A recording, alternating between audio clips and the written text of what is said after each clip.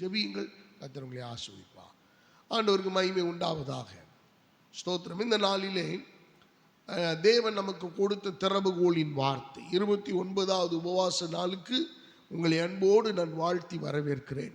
கர்த்தர் நல்லவர். உபாகமத்தின் புஸ்தகம் 31வது அதிகாரம் 3வது வசனத்தை நாம் வாசிக்க கேட்போம். 31:3 உன் தேவனாகிய கர்த்தர் தாமே உனக்கு முன்பாக கடந்து போவார். அவரே உனக்கு முன்னின்று அந்த தேசத்தாரை அழிப்பார். நீ அவர்கள் தேசத்தை சுதந்தரிப்பாய்.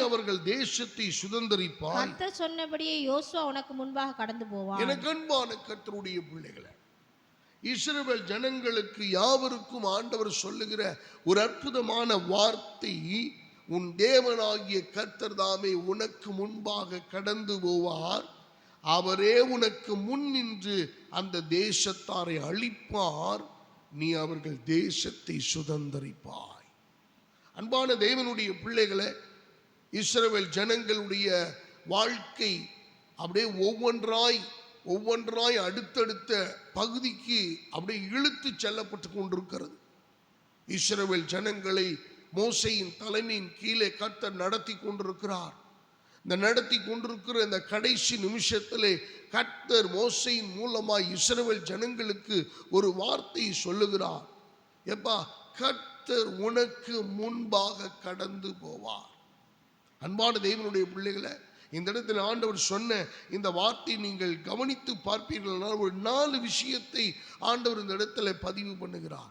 உங்களுக்கு முன்பாக அவர் கடந்து போவார். இஸ்ரவேல் ஜனங்களுக்கு இது எல்லாம் குழப்பம். மோசேக்கு அடுத்தது யாரு?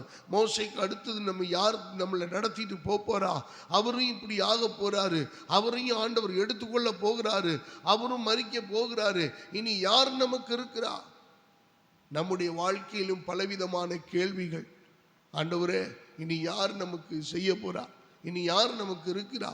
இதுவரைக்கும் செஞ்சாங்க, எல்லாம் பண்ணாங்க, இனி யார் நமக்கு வரப்போறா? இந்த கடைசி காலத்தில் யார் நமக்கு உதவி செய்ய போறா? நம்ம யார் பராமரிக்க போகிறா? எல்லாம் இப்படி கடைசி நிமிஷத்துல வந்து நிற்கிறோம். ஆண்டவரை, யார் எனக்கு உதவி செய்ய போகிறா? கர்த்தர் உங்களை என்னையை பார்த்து, இந்த சிந்தையில் உள்ளவர்களை பார்த்து கர்த்தர் சொல்லுகிறார், உன் தேவனாகிய கர்த்தர் தாமே உனக்கு முன்பாக கடந்து போவார். அன்பான கர்த்தருடைய பிள்ளைகளை, இந்த காலை வேளையில் நீங்க யார் எனக்கு இல்லை, எனக்கு முன்னாடி போக யாரும் இல்லை, எனக்கு வழிகாட்ட யாரும் இல்லை, எனக்கு உதவி செய்ய யாரும் இல்லை. அருமையான கர்த்தருடைய பிள்ளைகளே, பறந்து காக்கிற பட்சியை போல என் தேவனாகிய கர்த்தர் உனக்கு முன்பாக அவர் கடந்து போய் உன்னை நடத்துவதற்கு அவர் ஆயத்தமாயிருக்கிறார். லோரிடுகிறார். இப்ப 2வது சொல்லுகிறார், அவரே உனக்கு முன் நின்று. லோரிடுகிறார். அவரே உனக்கு முன் நின்று. அவர்தான் எல்லாம் முன்னிலை. இதை நடத்தி தருவதற்கு யாரும் இல்லை பாஸ்டர். இதை முன்னாடி நின்று செய்வதற்கு யாருமே இல்லை. எல்லாரும் விட்டுட்டு போயிட்டாங்க. நாங்க ஒரு அனாதையை போல நிற்கிறோம். எனக்கு உதவி செய்வார் யாரும் இல்லை, எங்களை விசாரிப்பார் யாரும் இல்லை, சாப்பிட்டியான்னு கேட்கறது கூட ஒருத்தரும் இல்லை. நீ எப்படி இருக்கிற அப்படின்னு எங்க விசாரிப்பதற்கு கூட ஒருவருக்கு மனநிலைமை இல்லை. அன்பான கர்த்தருடைய பிள்ளைகளை, அப்படிப்பட்ட நிலைமையில் இருக்கிற உங்களை என்னையும் பார்த்து இந்த காலை வேளையிலே கர்த்தர் சொல்லுகிறார், நான் உனக்கு முன்னாடி போவது மாத்திரமல்ல மகனே மகளே, உனக்கு முன்னின்று உனக்கு நான் தலைமை தாங்கி உன்னுடைய காரியத்தை நான் நடத்தி கொடுக்க சர்வ வல்லமையுள்ள தேவனாயிருக்கிறேன். இப்ப ஆண்டவர் சொல்றாரு, 3வது, அந்த தேசத்தாரை அழிப்பார்.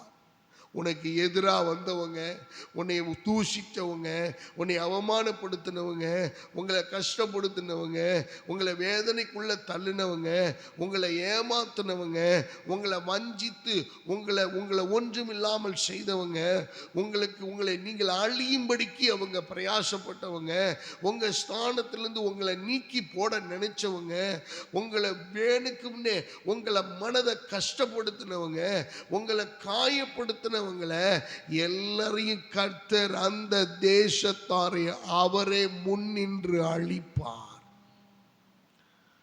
மேலதான் கர்த்தர் இஸ்ரவேல் ஜனங்களை பார்த்து சொன்னார், இஸ்ரவேல் ஜனங்களே, என் ஜனமே, என் ஜனமே, இன்று கண்ட எகிப்தியனை இனி நீ காண்பதில்லை என்று ஆண்டவர் சொன்னார்.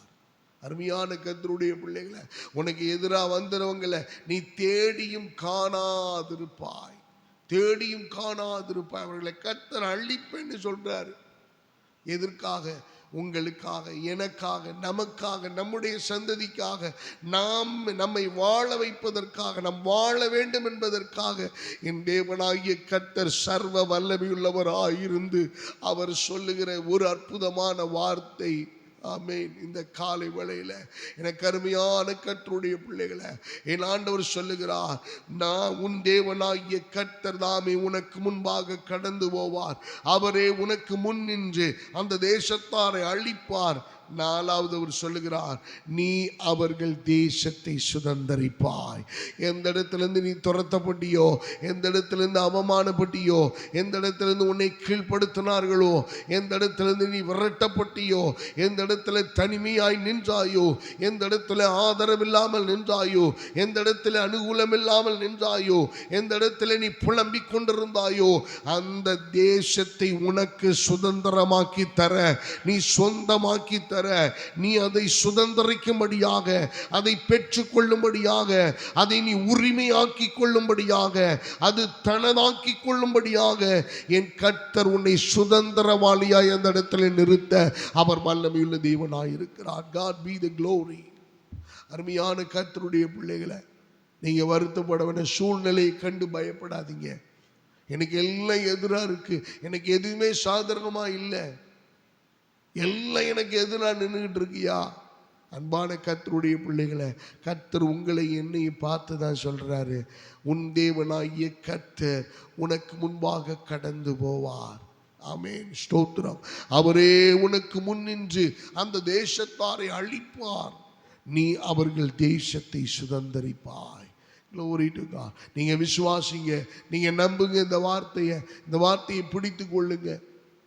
உங்களுடைய வாழ்க்கையில் நீங்கள் எந்தெந்த இடங்களெல்லாம் இப்படி மோசமான அனுபவத்துக்குள் நீங்கள் செல்லுகிறீர்களோ, எந்தெந்த சூழ்நிலைகளெல்லாம் நீங்கள் கடந்து வர முடியாமல் தவிக்கிறீர்களோ, எந்தெந்த இடங்களிலெல்லாம் நீங்கள் மனம் உடைவு ஏற்பட்டு இருதயம் நொறுங்கி போன நிலைமையில சுக்கு நூறாய் உடைக்கப்பட்ட அனுபவத்தில் நின்று கொண்டு தவித்து கொண்டிருக்கும் போது உங்களை பார்த்து கர்த்தர் சொல்லுகிறார், நான் உனக்கு முன்பாக கடந்து போவேன்.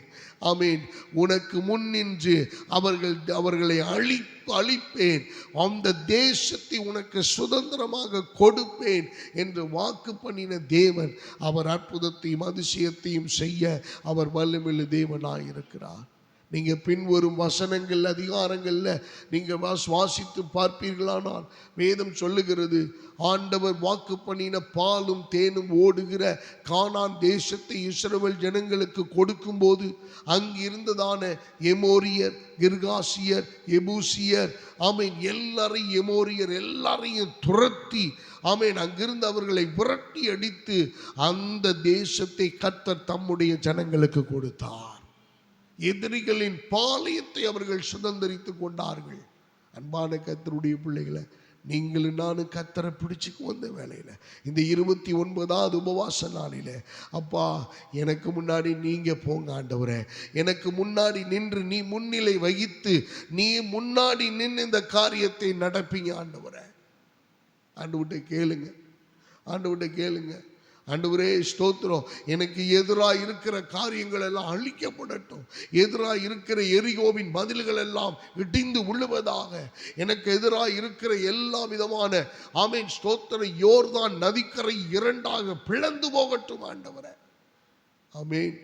ஆண்டவரே, நான் சுதந்திரிக்க வேண்டியதை, என் குடும்பம் சுதந்திரிக்க வேண்டியதை, என் பிள்ளைகள் சுதந்திரிக்க வேண்டியதை, என் சந்ததி சுதந்திரிக்க வேண்டியதை, சுதந்திரிக்கத்தக்க கிருபைகளை எனக்கு தாரும் என்று ஆண்டவரிடத்தில் கேட்போம்.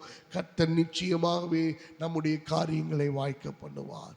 இந்த வசனத்தின்படி உபாகமம் 31:3 நமக்கு இந்த 29வது உபவாச நாளிலே கர்த்தர் நம்மை ஆசீர்வதிப்பாராக. நம்ம எல்லாரும் கண்களை மூடி ஜெபிப்போம், விண்ணப்பம் பண்ணுவோம். ஆண்டவர்கிட்ட கேளுங்க, கர்த்தர் நமக்கு உதவி செய்வார். பாஸ்டர் அவர்கள் ஜெபம் பண்ணி நிறைவு செய்வார்கள். எங்களை நேசிக்கிற தகப்பனே கத்தாவே, இந்த உபவாச நாள் 29 நாளில் உம்முடைய சமூகத்திலே நாங்கள் வந்து கத்தாவே உம்மை துதிக்க, உம்மை ஆராதிக்க, உம்முடைய வார்த்தையை கேட்க நீர் எங்களுக்கு கொடுத்த சிலாக்கியத்துக்காய் நன்றி செலுத்துகிற ராஜா. ஆண்டவரே, கடந்த இரவு முழுவதும் எங்களை கண்ணின் மணி போல பாதுகாத்து